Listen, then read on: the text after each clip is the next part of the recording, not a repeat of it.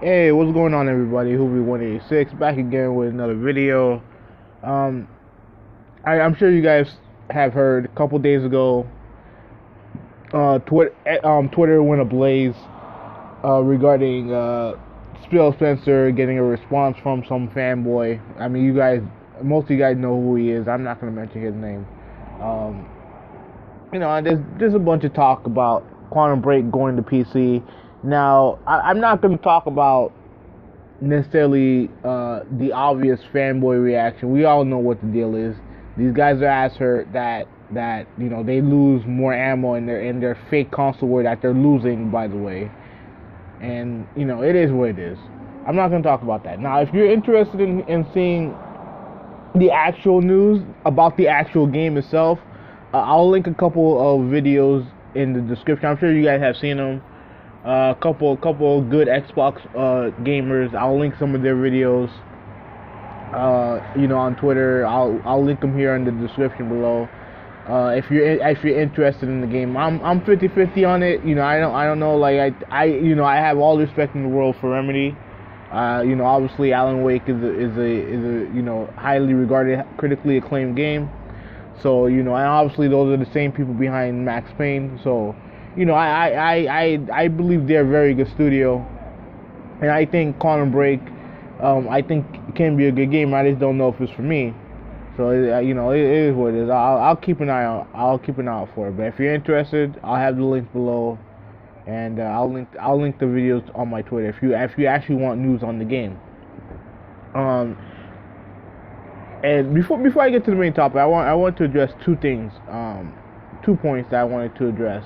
First off, I want to applaud Kotaku for blurring out when they covered the story, because this made big news. I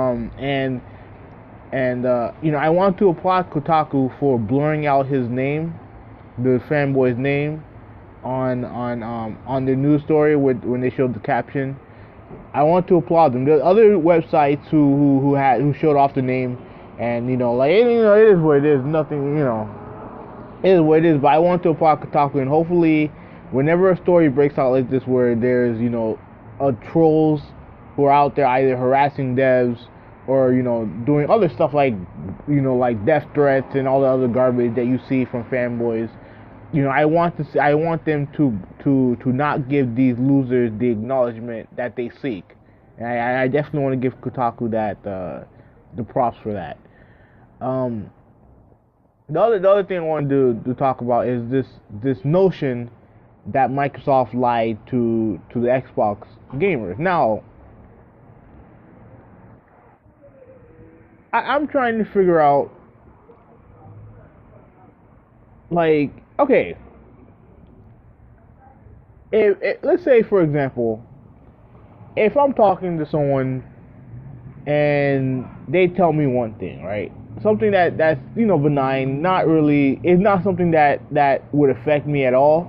Let's say they say one thing, and then a couple days later, they say something the reverse, and then I can't sit there and be like, they lied to me. Like, technically, they did technically lie to me, but what they told me before, I didn't really care about, and then they tell me the reverse, and I don't care about it still. Like, why is it that the Xbox community feel like they got lied to? It's like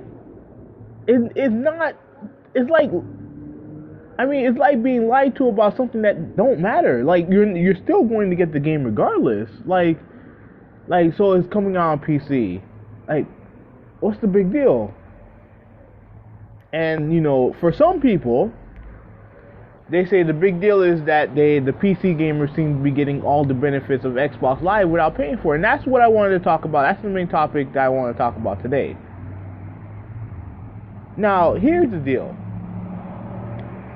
Xbox Live was something that the Xbox fans and fanboys used as the beacon of online gaming. Oh, it's the best thing ever. It never gets hacked. It's more secure than the FBI.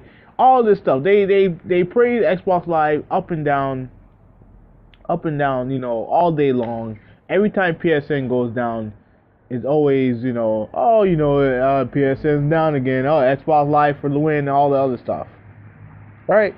And listen, I haven't used Xbox Live like, been deep in Xbox Live since, for 8 years now. You know what I mean? When I was living with my cousin. But I know Xbox Live is a good service. But what I don't understand is that these fanboys, they sit there and they talk about how great Xbox Live is. They talk about why it's so great. And I remember back in the day when I was having arguments with my friends, they were talking about how, the reason why Xbox Live is so great because we pay for it. You know what I mean? And I'm sure some of these dudes on Twitter use the same fucking excuse. Use the same fucking thing. Like, oh yeah, Xbox Live is so great because I guarantee you those guys have said that before. And now that Quantrum Break goes to PC, now it's an issue. Like, I see this fanboy talking about how they get Xbox Live for free and we have to pay for it. Like, that was true the day before the Quantrum Break news came out. Where's the complaining then? No, you had too busy bragging about it when comparing it to the PlayStation Network.